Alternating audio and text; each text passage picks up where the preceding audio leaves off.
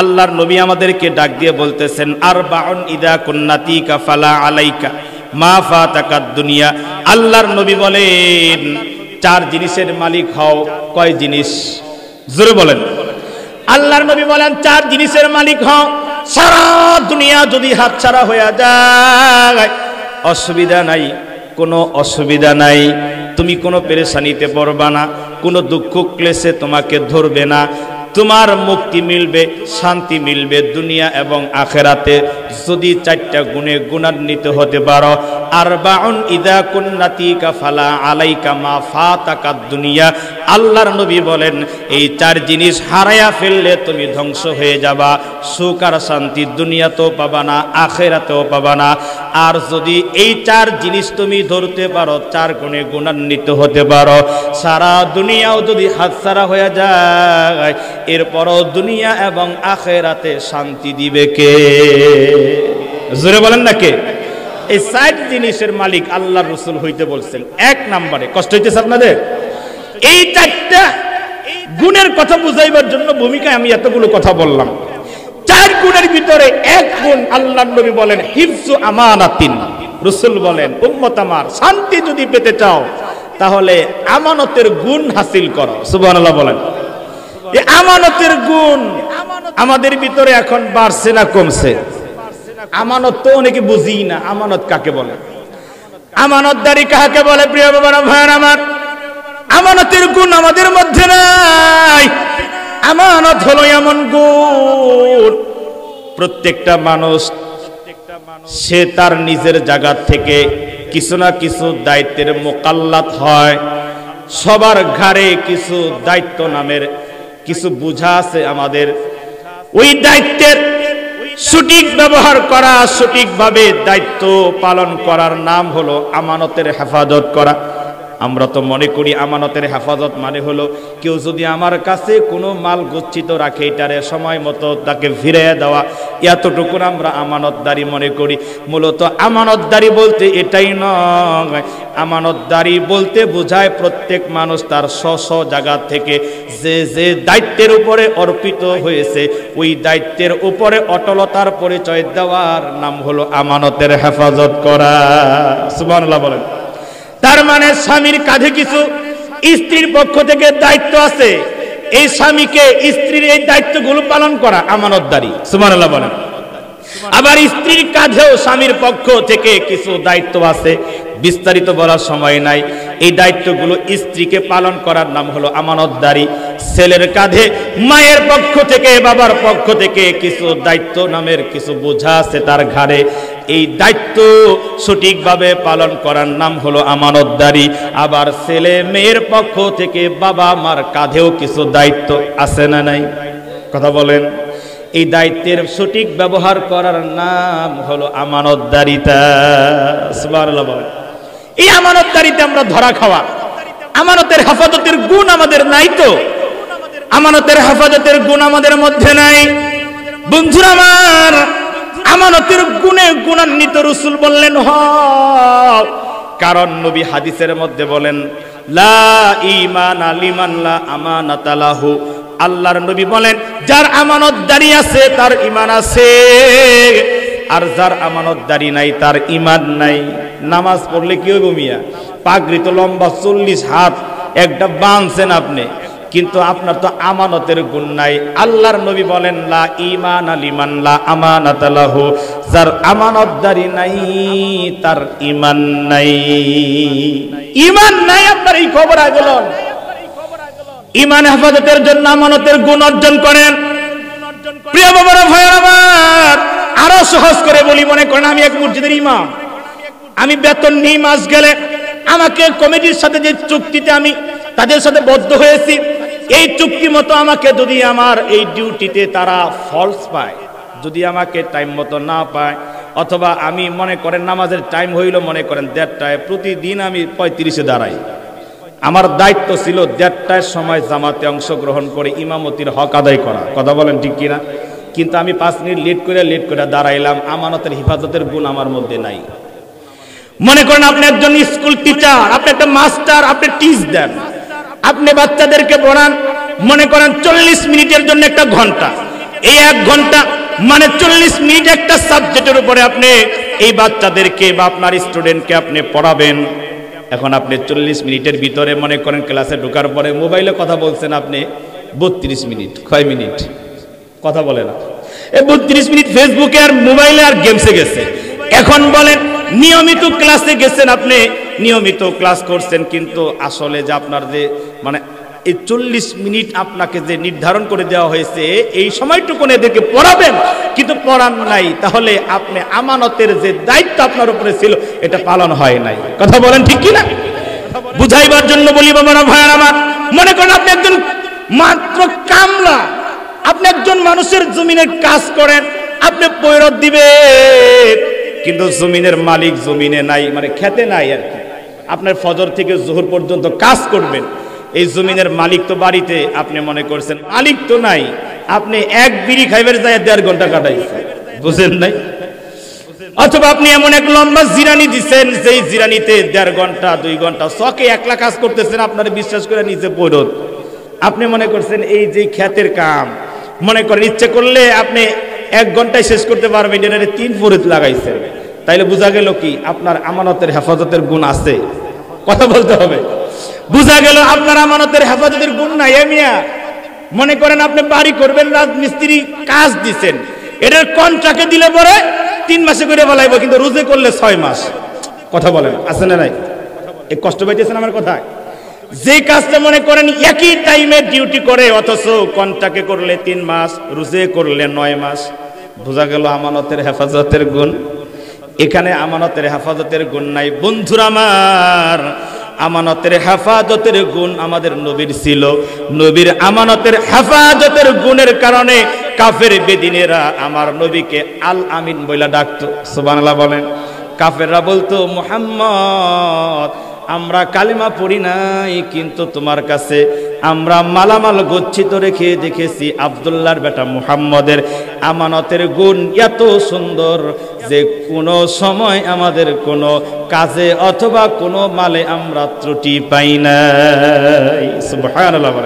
আমার আপনার নবী হিজরতের রাত্রে, অনেক লম্বা হয়ে যাচ্ছে, হিজরতের রাত্রে যখন নবীজি হিজরতের জন্য চলে যাবে, ঘটনা জানেন না আপনারা? নবীজির হুজরায় একজনকে শোয়ায় রেখে গেছিল। কাকে? কথা বলেন। হ্যাঁ, আলী রাদিয়াল্লাহু তাআলা আনহু। মাশাআল্লাহ, এই আলী রাদিয়াল্লাহু তাআলা আনহুকে আল্লাহর রাসূল নিজের খাটিয়ার ভিতরে নিজের পরনের চাদর মোবারক গায়ে দিয়ে ঘুম পাড়ায় গেছে। কি লিগা জানেন? আমরা তো মনে করছি যে ঘুম মারাই গেলেও আল্লাহর রাসূল নিজে বাঁচার জন্য, যে আমি বাঁচুম, আপনারে মনে করবে আমি নবী, এই জন্য আপনারে কতল করে ফেলাইবো, আমারে খুঁজে পাইব না। মূলত এটা না।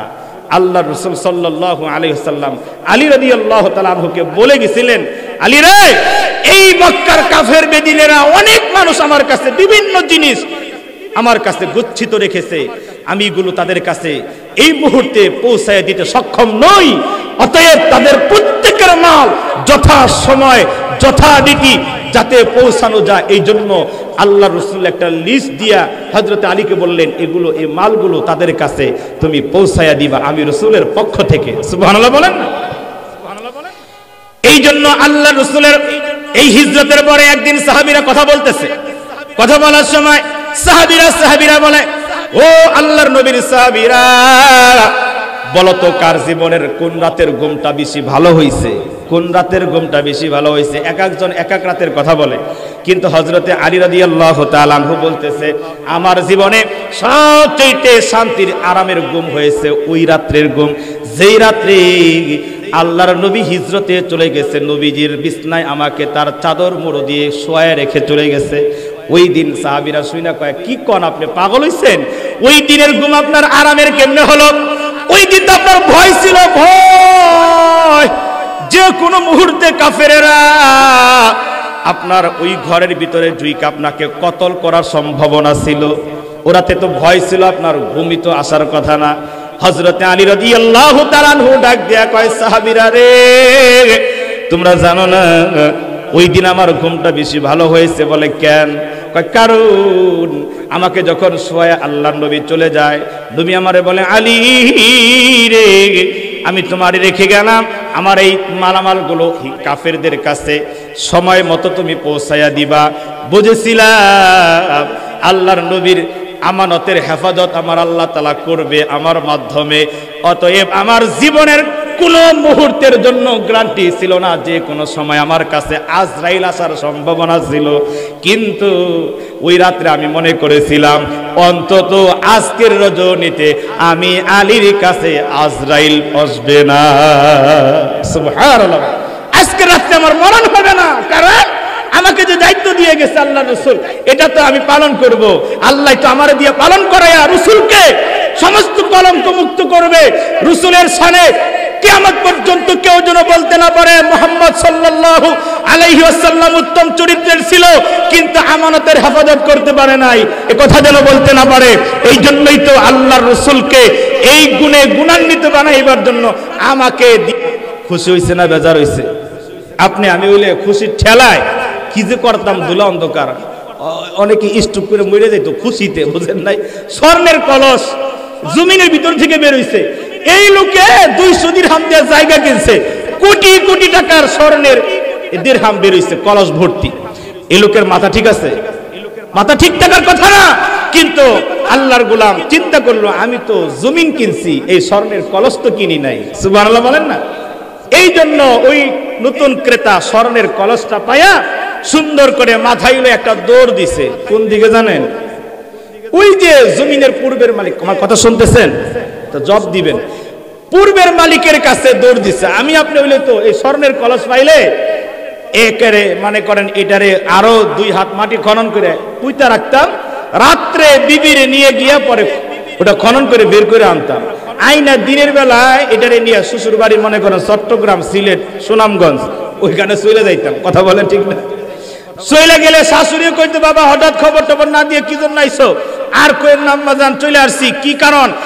এই ঘটনা, স্বর্ণের কলস পাইছি এই জন্য চলে আসছি। শাশুড়ি আম্মা বর্তমানের মতো হইলে কইতো কি বাবা কাম করছে একটা, কে কইছে তুমি আমার মেয়ের জামাই, তুমি আমার পেটের ফুলা, যে কাম করছো তোমার আর জীবনে বাড়ি যাওয়া লাগবে না, তোমার আমি রাজার হালে বসায় বসায় খাওয়াবো, কারণ স্বর্ণের কলস ওটা এত দামি 2-4 গোষ্ঠী বংশ বসে বসে খাইলো ফুরাইব না। কথা বলেন?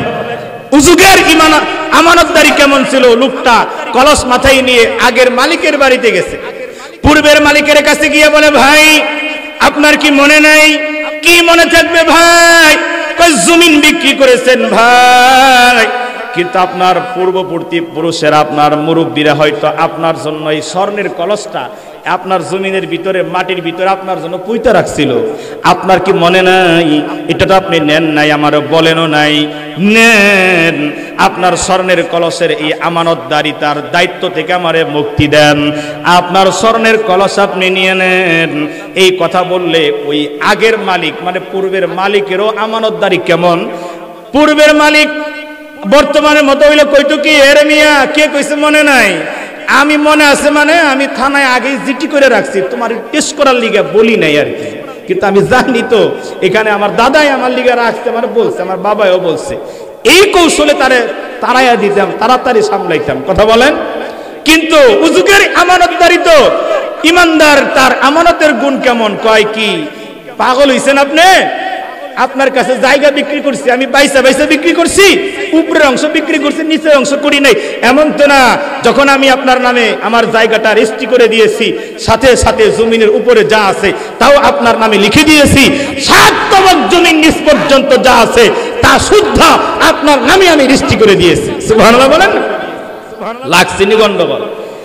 পূর্বের মালিক কয় এটার মালিক আপনি, আমি বেচে ফেলাইছি। আর নতুন মালিক কয় পাগল হইছেন, 200 দিরহাম দিয়া কোটি টাকার কলস বেচছেন আপনি আমার কাছে? আমারে খামা খাই পাগলামির কথা শোনায় আমারে তারায়েন না, হাসরের ময়দানে এই আমানতের গুনার বোঝা নিয়ে আমি উঠতে পারব না। সুবহানাল্লাহ বলেন? মানে ওই যুগে স্বর্ণের কলস নিয়ে লাগছে ধাক্কা ধাক্কি, বর্তমান হইলে আমরা করতাম টানাটানি, তারা করে ঠেলা ঠেলি, কয় আমি নিব না, এ কয় আমি নিব না, দুইজনের মধ্যে কেউ নিবে না। কয় তাহলে কি করা যায়? ওই সময় ইরানের ঘটনা, ওই সময় বাদশা হলো খলিফা নৌসরওয়ার। কয় চলেন খলিফার কাছে যাই, গিয়ে বিচার দেই, উনি যেটা ফয়সালা করে সেটা করব। এই দুজন চলে গেছে এই স্বর্ণের কলস নিয়ে খলিফা নৌসরওয়ারের কাছে গিয়ে বলে বাদশা নামদার এই ঘটনা সব মানে বিস্তারিত বলছে। বলার পরে ওই যুগের বাচ্চা তো বর্তমান যুগের বাচ্চার মতো না, বুঝেন নাই? বর্তমান যুগের বাচ্চা হইলে কইতো কি, আরে বেটা মাটির নিচের জিনিস নিয়ে তোরা কেন লাফালাফি করস, এটা তো সরকারি মাল। কথা বলে, সরকারি রাষ্ট্রীয় কোষাগারে জমা দাও, এত কথা বলো কেন, তাড়াতাড়ি ভাগো। কথা বলেন। কিন্তু ওই যুগের বাচ্চা, তার ভিতরে ইমানদারি এমন ছিল, আমানতের গুণ ছিল এমন। খলিফা নওসরওয়ার কয়, তোমাদের ভিতরে এত সুন্দর আমানতদারিতা আমার কাছে ভালো লাগছে, আমার কাছে খুব ভালো লাগছে। এত সুন্দর আমানতদারিতা আমি আমার জীবনে দেখি না ভাই। অতএব বলো না, তোমাদের মধ্যে ছেলে মেয়ে কার কয়জন? একজন কয় আমার একটা ছেলে আছে বিবাহের উপযুক্ত, আর একজন কয় আমার একটা মেয়ে আছে বিবাহের উপযুক্ত। কয় দেরি করার দরকার নাই, তোমার ছেলের সাথে তোমার মেয়ের সাথে আমি বাদশা বিবাহ পড়াইয়া দেব। সুবহানাল্লাহ বলেন। কয় তোমরা দুইজন বিয়াই হলে বড় মানাবে, আর এই স্বর্ণের কলস নিয়ে ঝগড়া করার দরকার নাই। তোমাদের ছেলে মেয়ের বিবাহের অনুষ্ঠানে তোমাদের দুজনের ছেলে মেয়েকে এই স্বর্ণের কলসটার উপহার দিয়া দাও। সুবহানাল্লাহ। এ ছিল আমানতদারি। শান্তি আসমান ফেটে জমিনে পড়েছে। আর আমরা এখন ভিক্ষুকের ঘর থেকে শুরু করে বঙ্গভবন পর্যন্ত আমানতের গুণ আমরা বেচতে খাইছি, আমানতদারির গুণ আমাদের মধ্যে নাই। এই জন্য আমাদের কাছে খালি অশান্তি আর অশান্তি। কথা বলেন ঠিক কিনা? অনেক সময় আমরা ছোট ঋণকে ঋণই মনে করি না। মনে করেন অটো দিয়া বাড়ি থেকে জামিরটা থেকে, আমাদের গ্রামের কথা বলি, নয় জামিরটা থেকে, নয় জামিরটা মানুষ বেজার হয় না, আমি তো ওই গ্রামে থাকি এই জন্য বলতেছি। নয় জামিরটা থেকে অটোতে উঠছে, আসছে জামিরটা ভাড়া মনে করেন 10 টাকা বা 5 টাকা। সাহেব মনে করেন মানি ব্যাগ বের করে 1000 টাকা নোট বের করছে, কি জানে না এখানকার ভাড়া 10 টাকা। তো 1000 টাকার নোট বাইর করে 1 নম্বর অপরাধ করছে। 10 টাকার ভাঙতির জন্য 1000 টাকা দেওয়া চাওয়া মানে তার বিপদে ফেলানো। কথা বলে না, বিপদে ফেলানো না, বিপদে ফেলানো। এরপরে ভাঙতি তো ড্রাইভার তো বুঝে গেছে এই কোন লোক। কথা বলে, এই খারাপ লাগতেছে, খারাপ লাগতেছে। এই লোকে মনে করছে এই লোক তো ভাড়া দিবে না। পরে বলে কি ভাই সমস্যা নাই, পরে দিয়েন। আচ্ছা ঠিক আছে, পরে দেব। এই যে আচ্ছা ঠিক আছে, আচ্ছা ঠিক আছে, 1 সপ্তাহ, 1 বছর, 2 বছর, জীবন পার হয়ে গেছে। আচ্ছা ঠিক আছে। কথা বলেন, আছে না নাই? এই মামা কথা বলেন, আছে না? এরকম কিছু মানুষের চরিত্র। বিপদে পড়ছে তো গেছে এক মুহাব্বতের মানুষের কাছে, দেন না আমারে 10,000 টাকা দিয়া, সালাম মরে গেলাম, আপনি না দিলে কার কাছে যাবো?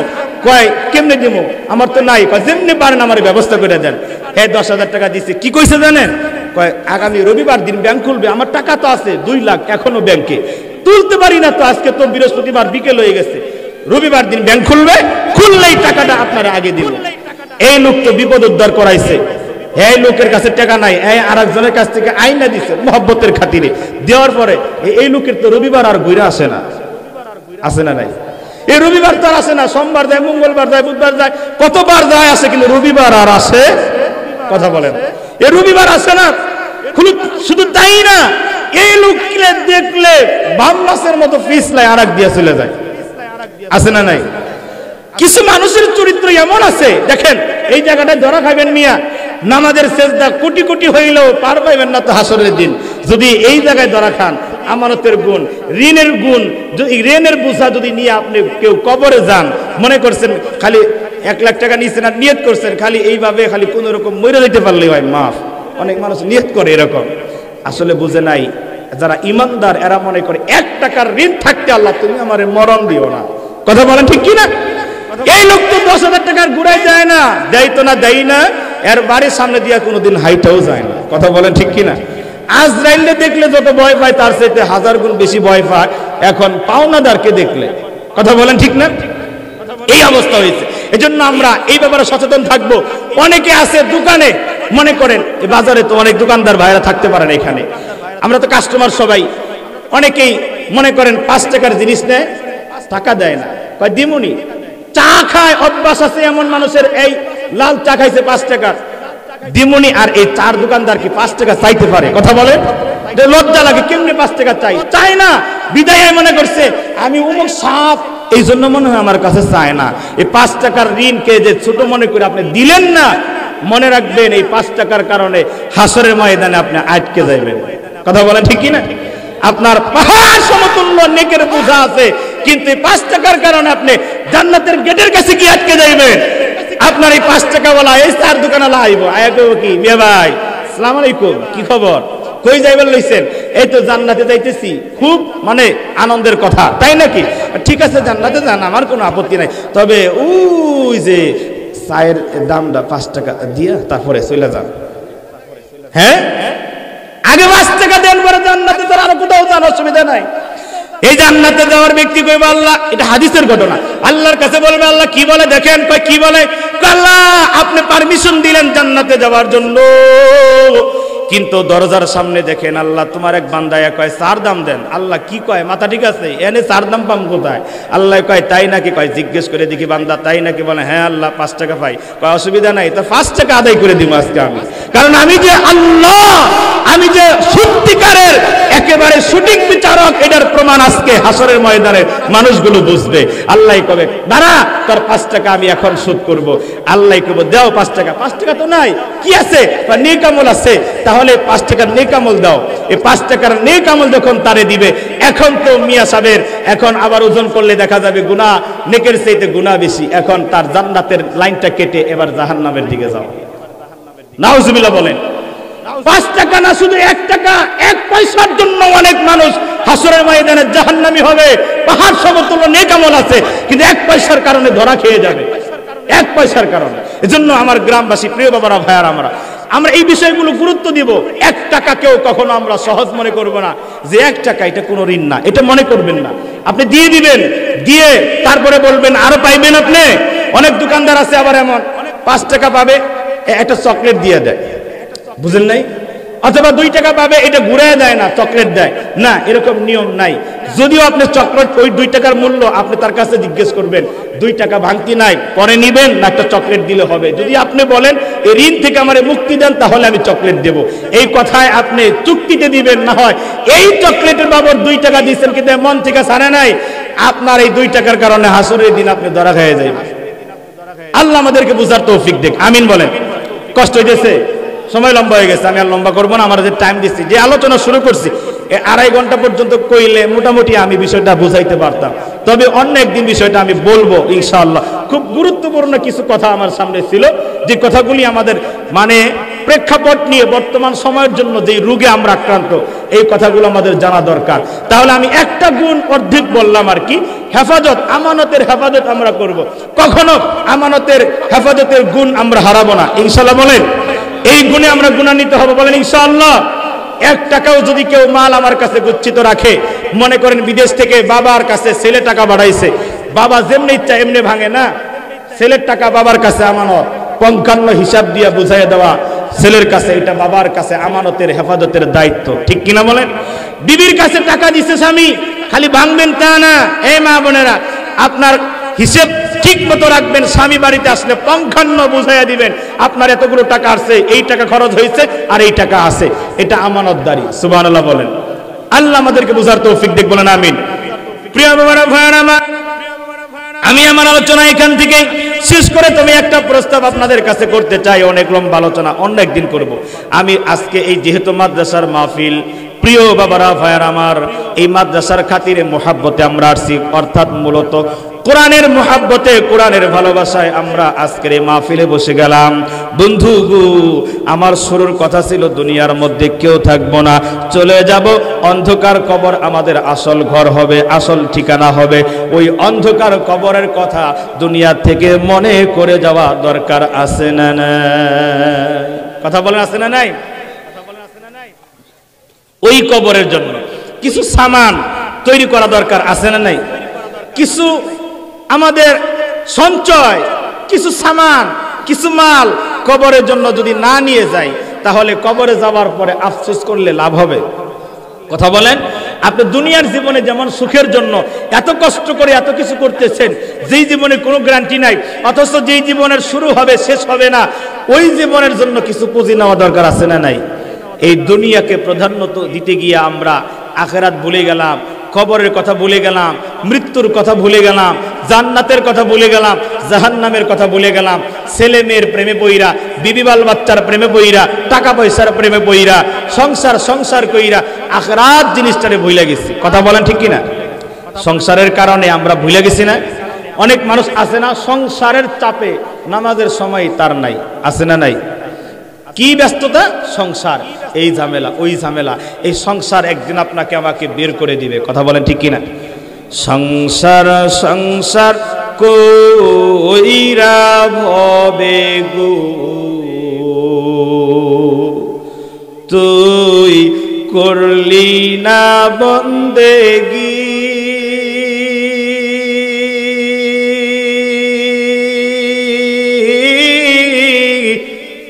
কিভাবে কাটাইবি মনোহরে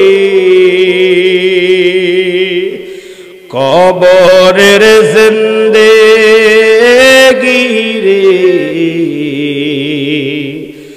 ওরে জীবন গুনাই গুনাই গেল রে, ঠিক কিনা বলেন? ওরে জীবন গুনাই গুনাই গেল রে, সংসার সংসার কইরা হবে গো তুই করলি না বন্দেগি, কিভাবে কাটাইবি মনোহরে কবরের জিন্দেগি রে, ওরে জীবন হেলাই হেলাই গেল রে, ঠিক কিনা বলেন? নিঃশ্বাসেরি বিশ্বাস কইরা গো তুই বদলি সুখের ঘর,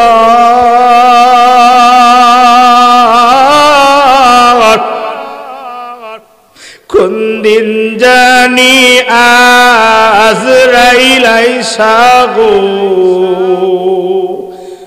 সবই করে পরে,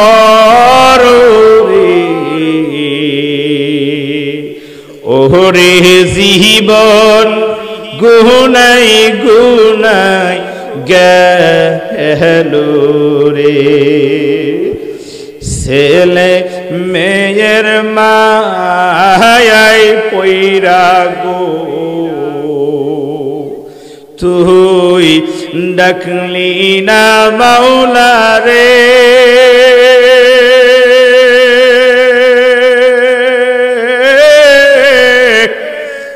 কি জানি কি উপায় হবে গো অন্ধকার কবরে, ওরে জীবন গুনাই গুনাই গেল রে, বাড়ির পাশে পুকুর পারে গো তুই বাঁধবি বাঁশের ঘর,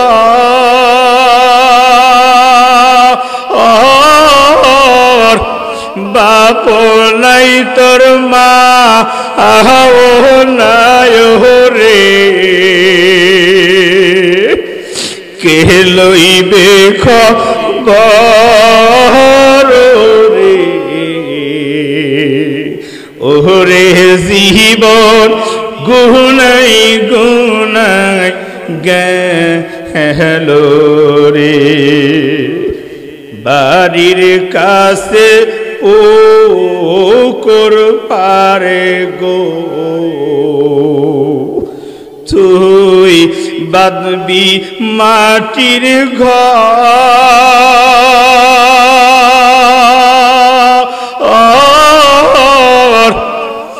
ভাই নাই তোর বোন নাই রে,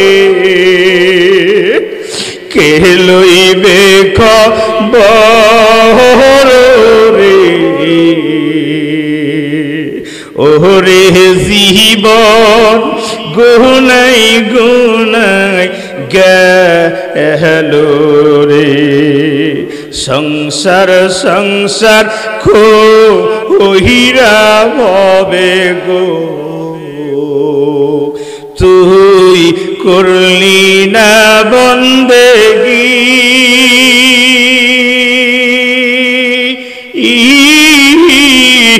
কিভাবে কাটা আহিবি মনোহরে,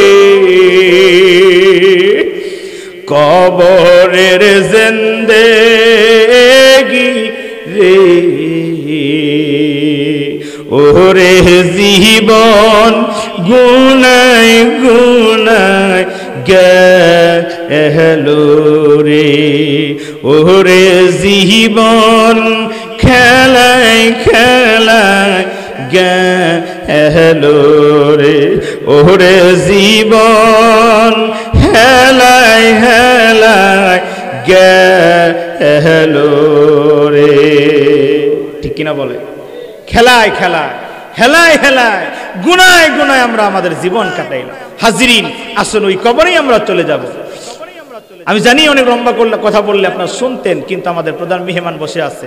খুশিতে এমন আল্লাহর কোন গোলাম আছে একেবারে শর্টে কয়েক মিনিটের ভিতরে এই মাদ্রাসার জন্য কোরআনের মহাব্বতে 10,000 টাকা, 5,000 টাকা অথবা কম বেশি কে আছেন, হুজুর আমি মাদ্রাসার জন্য 10,000 টাকা বা 15,000 টাকা বা 5,000 টাকা বা 2,000, 1,000